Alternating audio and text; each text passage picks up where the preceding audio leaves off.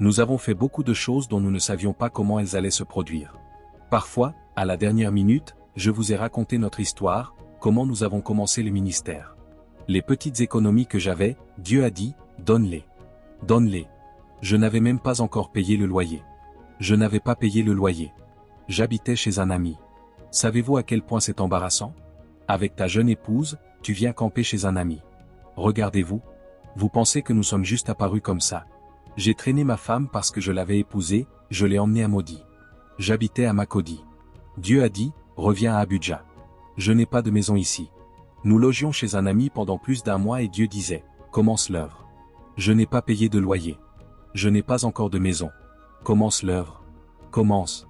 J'ai commencé à prier, à déclarer, à prophétiser, à avoir des visions, à fusionner des choses, à établir des connexions. Nous avons fait des flyers. J'ai appelé ce ministre de musique. J'ai eu celui-ci. Appelle celui-là.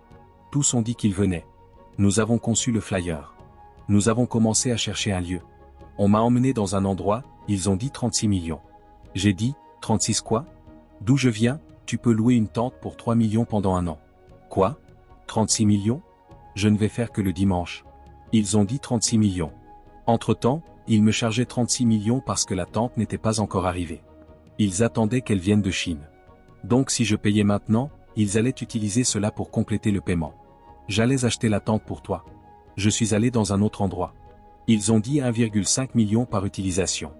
Mon ami est venu en ville, il cherchait un endroit pour faire une prière. Nous sommes allés dans une église RCCG. Au moment où je suis entré, le pasteur s'est levé et a dit, je te cherche depuis 2 ans. Me voici. Il a dit, que fais-tu à Abuja? Dieu a dit que nous devions commencer l'œuvre ici.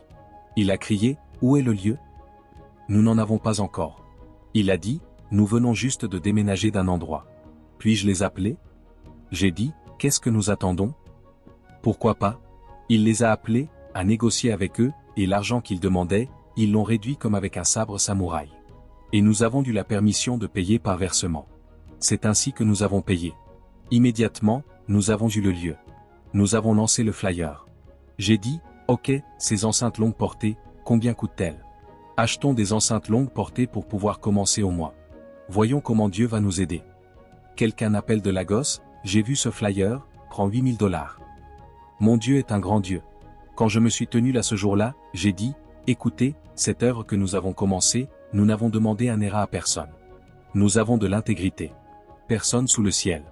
Nous n'avons appelé personne pour demander une aide. Non. Mon Dieu. Tu ne seras pas coincé. Tu as la foi du Fils de Dieu. Si Jésus n'a jamais été coincé, comment peux-tu utiliser la même chose qu'il utilise et être coincé? Tu ne peux pas être coincé. Ne panique donc pas. Je vous dis cela parce qu'avec l'élargissement viennent des instructions prophétiques. Certains d'entre vous n'ont même pas de quoi manger, et Dieu va vous dire d'aller créer 5 entreprises. Vous vous demanderez, Seigneur, avec quoi? Je n'ai même pas d'argent pour l'enregistrement. Certains d'entre vous montent et descendent encore, et Dieu va commencer à vous montrer des visions de nations où vous irez avec le réveil. Et vous direz, Seigneur, j'ai besoin de réveil. C'est la foi du Fils de Dieu. Tu ne peux pas être coincé. Jamais. Savez-vous comment nous avons commencé? Nous n'avons pas commencé avec des enceintes de qualité. Nous n'avons pas commencé avec les enceintes longues portées que je cherchais. Nous avons commencé avec la foi. Nous avons acheté 3 mixés Behringer 48 entrées. Nous avons commencé avec des microphones QXD. Dépense par la foi. Dépense par la foi. Et du début jusqu'à aujourd'hui, de gloire en gloire.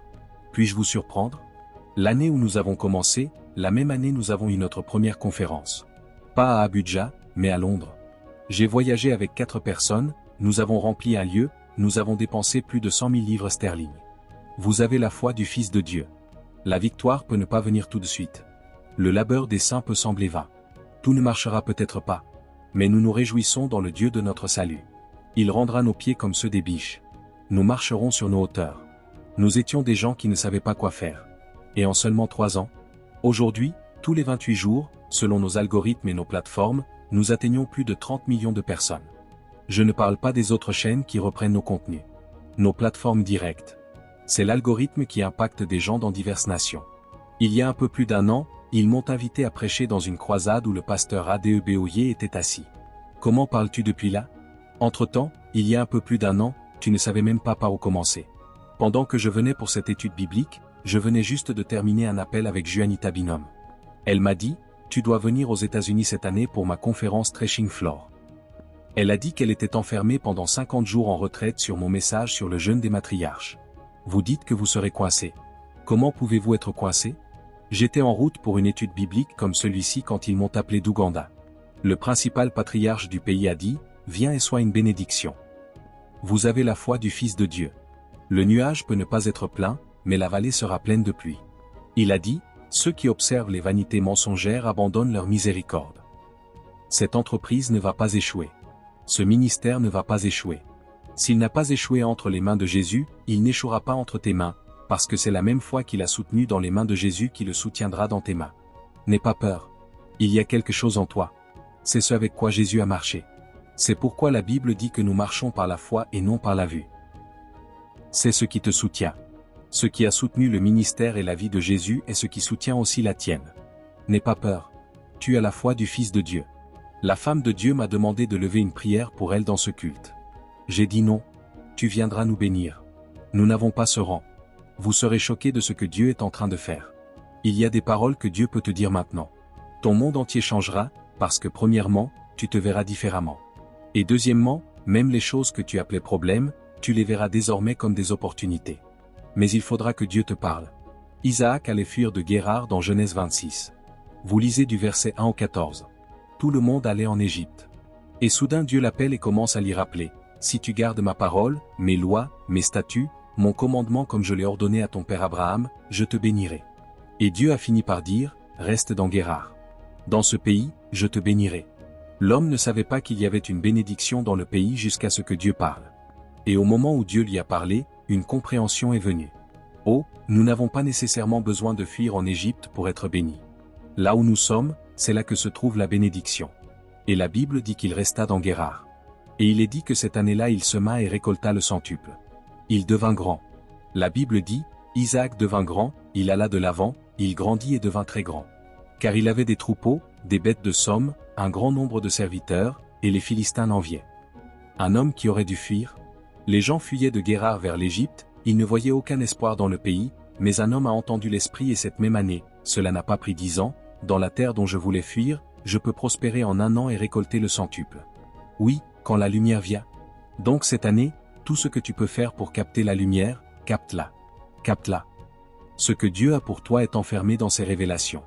Soit celle qu'il te parle, soit celle qu'il te montre. Capte-la. Regardez comment Paul le dit dans Éphésiens chapitre 1. Si vous lisez à partir du verset 17, afin que le Dieu de notre Seigneur Jésus-Christ, le Père de gloire, vous donne un esprit de sagesse et de révélation dans sa connaissance, et que les yeux de votre cœur soient éclairés, afin que vous sachiez quelle est l'espérance de son appel, quelles sont les richesses de la gloire de son héritage dans les saints. Les richesses des saints, la gloire des saints, la richesse des saints se trouve dans la lumière. Donc si tu n'as pas de lumière, tu n'as pas de richesse. Si tu n'as pas de lumière, tu n'as pas de gloire. Dans 1 Corinthiens 2, Paul en parle encore. Si vous lisez du verset 6 au 7, il dit, nous parlons de la sagesse de Dieu en mystère. Et cette sagesse, dit-il, ne fait pas sens pour les princes de ce monde. Mais Dieu l'a réservée pour notre gloire avant la fondation du monde. Donc chaque fois que tu captes une révélation, tu entres dans des possibilités. Tu captes une lumière, tu entres dans des possibilités. Donc ce n'est pas l'année où tu joues avec la parole de Dieu. Ce n'est pas l'année où tu joues avec les paroles de Dieu. Apprends à entendre la voix de Dieu.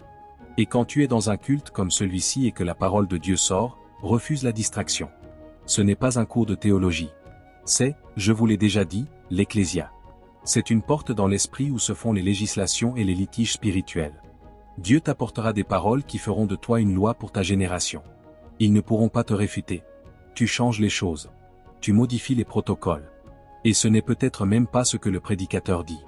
Je parle, mais quelque chose va s'ouvrir, la lumière va frapper ton esprit et ta vie va changer. Voyez que la foi est un précurseur. Et que dirai-je encore? Car le temps me manquerait pour parler de Gédéon, de Barak, de Samson, de Jephthé, de David, de Samuel et des prophètes, qui par la foi ont conquis des royaumes.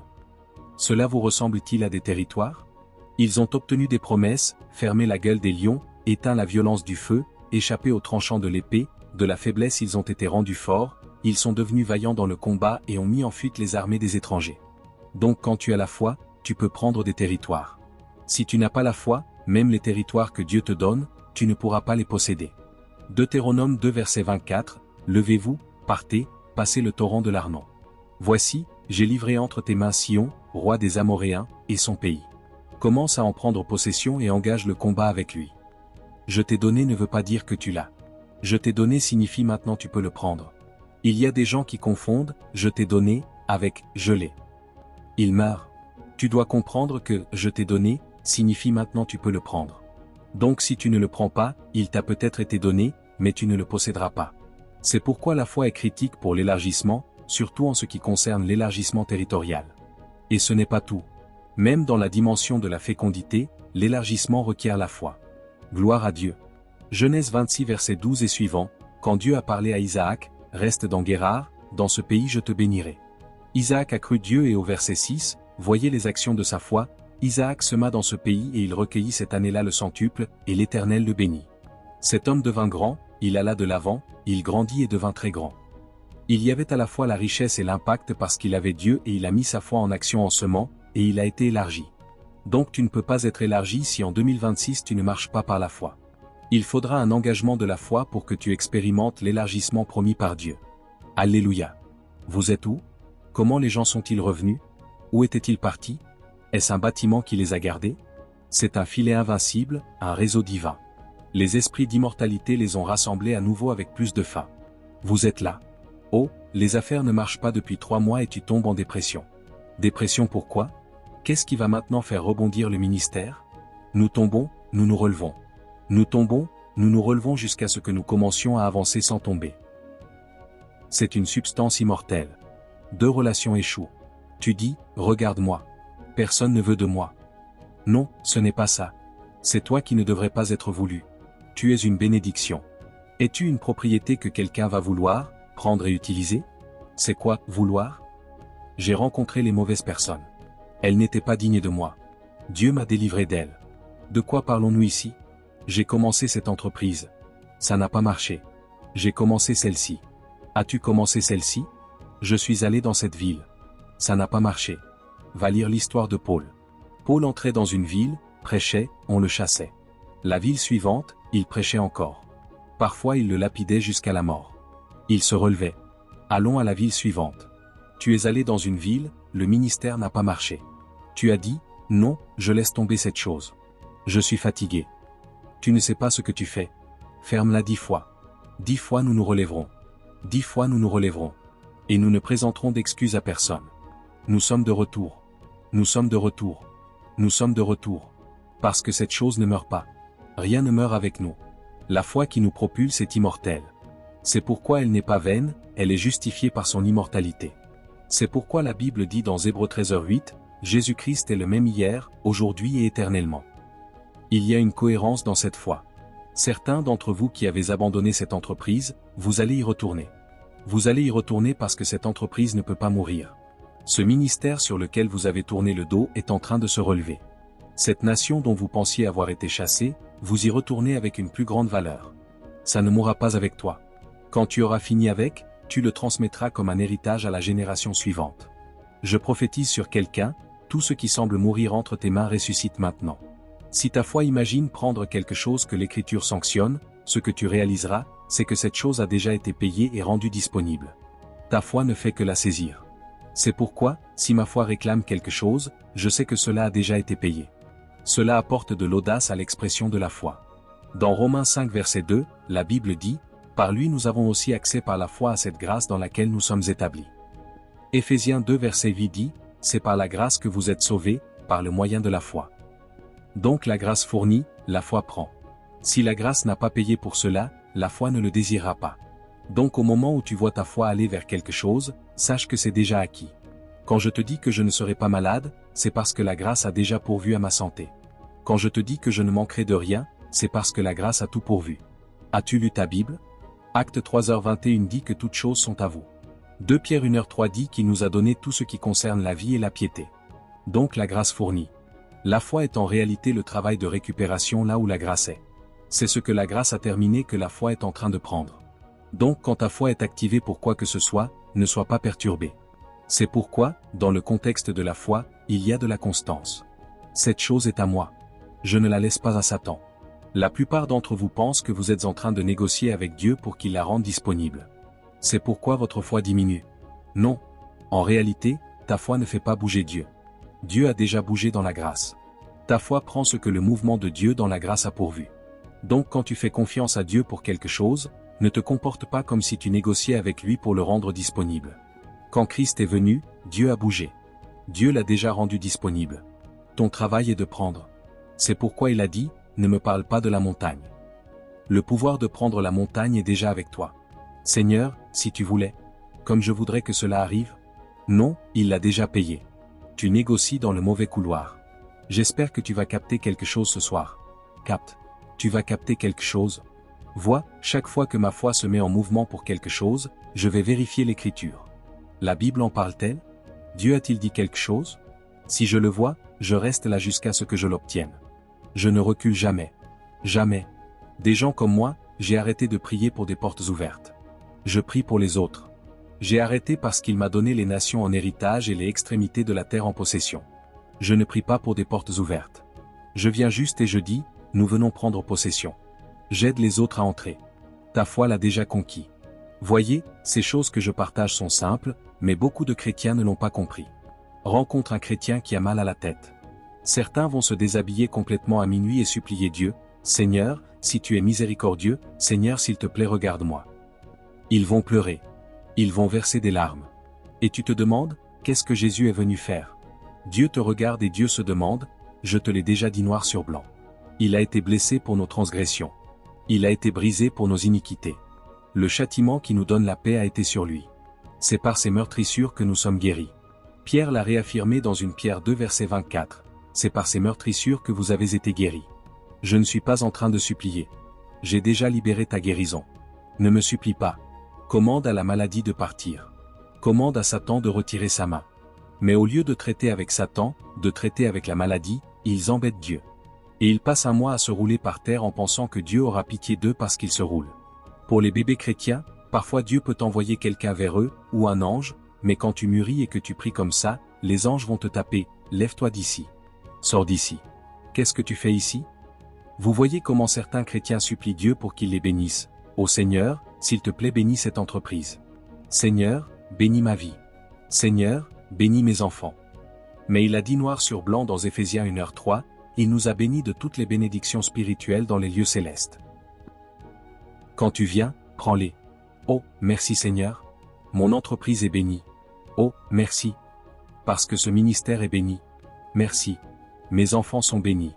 Ils savent quoi faire. Ils prospèrent. Tu prends, monsieur. La grâce a déjà payé. Certains d'entre vous ne savent pas comment faire les courses.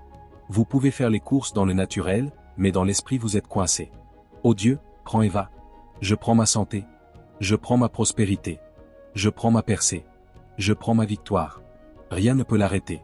C'est déjà payé. Je le sais. Je le prends. C'est déjà payé. Je suis béni. Je suis béni. Oh, quand je prie, je ramasse mes bénédictions. Quand j'adore, je les ramasse parce qu'elles sont dans les lieux célestes. Je passe en mode récupération. Je ne supplie pas Dieu de me bénir. Je reçois les bénédictions que Dieu a déjà mises sur moi. Êtes-vous en train de suivre? Toute nation où tu entres, au moment où la plante de tes pieds touche le sol, elle est à toi. Et puis je suis au Nigeria, je dis que je lutte. Non, ce pays est à moi. Je ne lutte pas là où je possède. Que veux-tu dire? La plante de mes pieds s'est arrêtée ici. J'ai pris possession. Je ne prie pas pour prendre possession. J'ai déjà pris possession. Louez Dieu. Gloire à Dieu. Il a dit qu'il m'a délivré de la domination de Satan. Je ne crois pas qu'aucun démon puisse me contrôler. Tu te présentes, et Satan, sort d'ici. Quoi? Quoi? Es-tu bien? J'ai été délivré de ta domination. Tu n'as pas le droit d'exercer ton pouvoir sur moi. C'est moi qui ai le droit de te chasser. Sors d'ici. Ils ont raconté une histoire, je pense que c'était avec un démon qui est venu s'asseoir dans son fauteuil à bascule et faisait du bruit. Il est descendu et a dit, c'est toi? Entre-temps, il y a des chrétiens qui déménagent de leur maison parce que des esprits chantent la nuit. À cause du temps. Je vais lister le reste. Allez l'étudier. Numéro 4. Parce que tu sais que la grâce a déjà payé pour cela quand la foi est à l'œuvre. La foi ne voit pas pour croire. La foi croit pour voir. Tu sais que ta santé a déjà été payée. Donc tu n'attends pas que les symptômes disparaissent pour croire que tu es guéri. Tu crois que tu es guéri, puis les symptômes disparaissent. Donc la foi croit pour voir, elle ne voit pas pour croire. La Bible dit dans Hébreux 11h7, c'est par la foi que Noé, averti des choses qu'on ne voyait pas encore, construisit une arche. Jésus a dit dans Jean 11h40, si tu crois, tu verras la gloire de Dieu. Ceux qui n'ont pas la foi voient pour croire. Ceux qui ont la foi croient pour voir parce qu'ils savent que c'est déjà payé. C'est le caractère de notre foi. Dans Marc 11h24, il a dit, tout ce que vous demanderez en priant, croyez que vous l'avez reçu, et vous le verrez s'accomplir. La foi croit pour voir. Entraîne ton esprit. Entraîne ton esprit. Opère comme ça. Entraîne-le. Numéro 5, la foi répond à la lumière. Tu ne forces pas la foi hors de toi-même. Tu engendres la foi par la compréhension. Romains 10 verset 17 dit, la foi vient de ce qu'on entend, et ce qu'on entend vient de la parole de Dieu. Donc dans tout domaine où tu luttes, va chercher la lumière. Il y a des moments où je m'assois pendant 2 semaines, 3 semaines, je n'écoute que des messages sur la guérison et je regarde des vidéos de guérison parce que je remarque que peut-être je veux prier pour les malades, j'ai peur. Peut-être je veux prier pour les malades, je sens de l'incertitude. Je ne vais pas juste dire, je supplie, peur sort de là. Non, non, non, la configuration a été altérée. Je retourne, je m'assois, j'écoute les autres, ils parlent, ils prêchent, je regarde les vidéos, je regarde les hommes de Dieu, je les regarde manifester. Après un moment, un verset va se réveiller en moi. Et puis je vais y aller. Soudain la peur disparaîtra.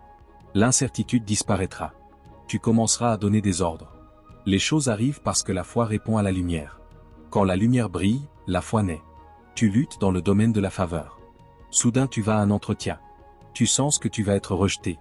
Comment ce démon a-t-il eu accès pour te murmurer ces choses dans la tête? Cela veut dire que la lumière s'est affaiblie là. Tu retournes, tu écoutes, tu es la tête et non la queue. Partout où tu poses le pied est à toi. Il fera en sorte que des étrangers te servent. Oh, les rois viendront à ta lumière. Les nations viendront à ta lumière.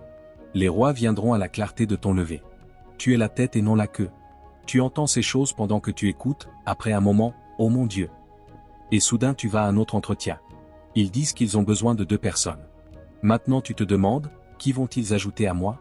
Ce n'est pas, Dieu s'il te plaît que ce soit moi. Non. Qui vont-ils ajouter à moi? Parce que nous savons que le numéro 1, c'est moi. C'est pourquoi je suis venu. Je prophétise sur toi. Je prophétise sur toi. Tu vas briser les protocoles.